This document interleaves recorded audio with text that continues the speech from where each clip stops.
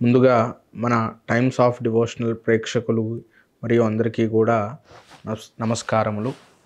ఈ రోజున మనం భోగి ఎందుకు ఆచరించుకుంటున్నాము మరియు భోగి అనగా ఏమిటి అనేది మనం తెలుసుకుంటాం అన్నమాట. కావున ఒకసారి అందరూ కూడా ముందుగా ఆ పరమేశ్వరుని ప్రార్థన చేసుకుంటూ ఉండండి. ఓం నమః శివాభ్యాం నవయవ్వనాభ్యాం పరస్పరా సృష్టవబుద్ధరాభ్యాం నగేంద్రకన్యాం వృషకేతనాభ్యాం నమో నమః శంకర పార్వతీభ్యాం శ్రీ ఉమామహేశ్వర స్వామినే నమః. ఈ రోజున మనం భోగి గురించి తెలుసుకుందాము. అసలు భోగి అనగా ఏమిటంటే, భోగి అంటే మన నారాయణుల వారి శిరసు పైన ఉండేటువంటి సర్పాన్ని భోగి అంటామన్నమాట. మన కాలానికి అనుసంధానంగా ఉండేటువంటిది కూడా ఆ సర్పం అన్నమాట. మరియు ఈ భోగి అనగా ఆ సర్పము. కాబట్టి మనము ఈ హేమంత ఋతువు మొత్తం కూడా చాలా చలి వాతావరణంగా ఉంటుంది. కాబట్టి ఆ భోగి మంటల్ని మనము ఆచరించుకుంటాం అన్నమాట. కాబట్టి మన ఉచ్ఛ్వాస నిశ్వాసాన్ని కూడా మనకి అనుకూలంగా ఉండాలి. కాబట్టి ఈ భోగి మంటల్ని మనం ఆచరించుకుంటాము. ఈ భోగి మంటలు ఎవరికి ప్రీతికరము అని మనం తెలుసుకుంటుంటే, ఇంద్రుడికి ఈ విధంగా భోగి మంటలు ప్రీతికరంగా మన పూర్వకాలంలో ఋషులు మునులు మానవులు ఈ విధంగా మనకి తెలియజేశారన్నమాట. మన పెద్దలందరూ కూడా ఈ విధంగా తెలియజేసినటువంటి ఈ భోగిని ఈ భోగి మంటలతో మనము ఆచరించుకుంటాము. కాబట్టి ఆ సర్పదేవత అనుగ్రహం మన కాలానికి అనుకూలంగా ఉండాలి. కాబట్టి ఈ భోగి మంటల్ని మనం ఆచరించుకుంటూ ఈ భోగి మంటలు అయిన తర్వాత ఆ సూర్యప్రీతిగా పరమాన్నాన్ని కూడా నివేదించుకుంటాం అన్నమాట. ఈ విధంగా ఆ భోగి రోజున మనం ఉదయాన్నే 3:30 గంటల నుంచి 4:30 గంటల మధ్యలో ఈ విధంగా కాలకృత్యాలన్నీ కూడా తీర్చుకుని ఈ విధంగా భోగి మంటల్ని ఆచరించుకుంటాము.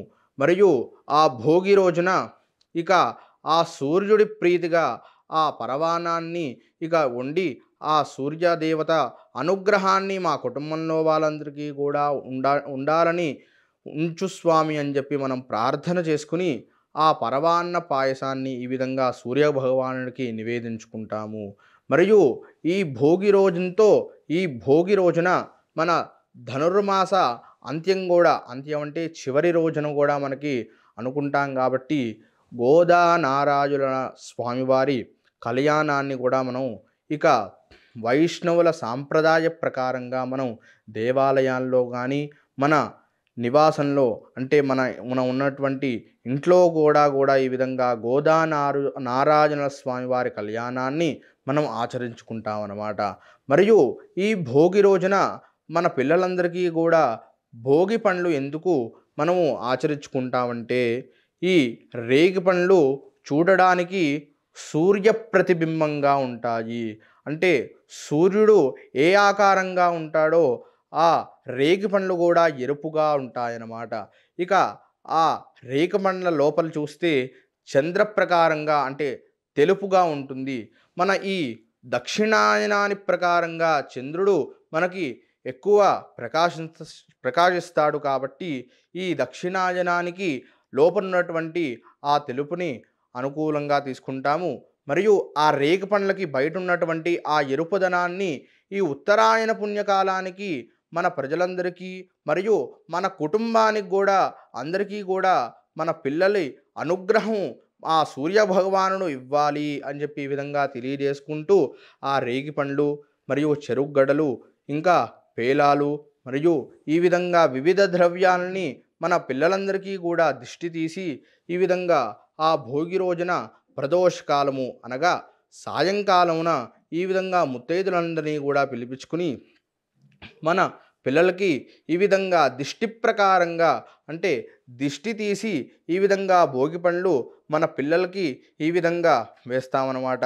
అంటే రేగి పండ్లుతో పాటు రేగి పండ్లు, రూపాయి నాణాలు మరియు చెరుగ్గడలు పేలాలు మరియు చిలక పండ్లు కూడా అంటారు. అవి కూడా ఈ విధంగా పిల్లలకి దిష్టి తీసి వేస్తామన్నమాట.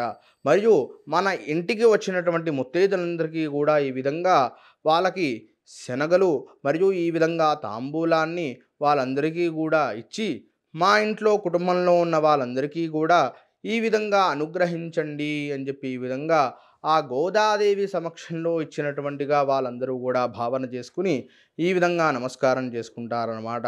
కాబట్టి ఈ విధంగా భోగి రోజున ఎవరైతే ప్రాతకాలమునే ఈ విధంగా భోగి మంటలను ఆచరించుకుని ఆ ఇంద్రుడి అనుగ్రహాన్ని పొందుతూ, మరియు ఇక వచ్చేటువంటి సూర్యనారాయణ స్వామి అనుగ్రహము అనగా ఉత్తరాయణంలో సూర్యదేవుడి అనుగ్రహం కూడా మాకు అనుకూలంగా ఉండాలని చెప్పి తెలియజేసుకుని, మరియు ఆ రోజున గోదాదేవి కళ్యాణాన్ని ఆచరించుకునే వాళ్ళు ఆచరించుకుని, మరియు దేవాలయంలో జరిగేటువంటి గోదాదేవి కళ్యాణాన్ని చూస్తూ ఆ విధంగా తరిస్తూ, ఇక ఆ రోజున సాయంకాలానికి చేసుకునేటువంటి ఆ భోగి పళ్ళు ఈ విధంగా మన ఇంట్లో పిల్లలందరికీ కూడా ఈ విధంగా ఆచరించుకుంటామన్నమాట.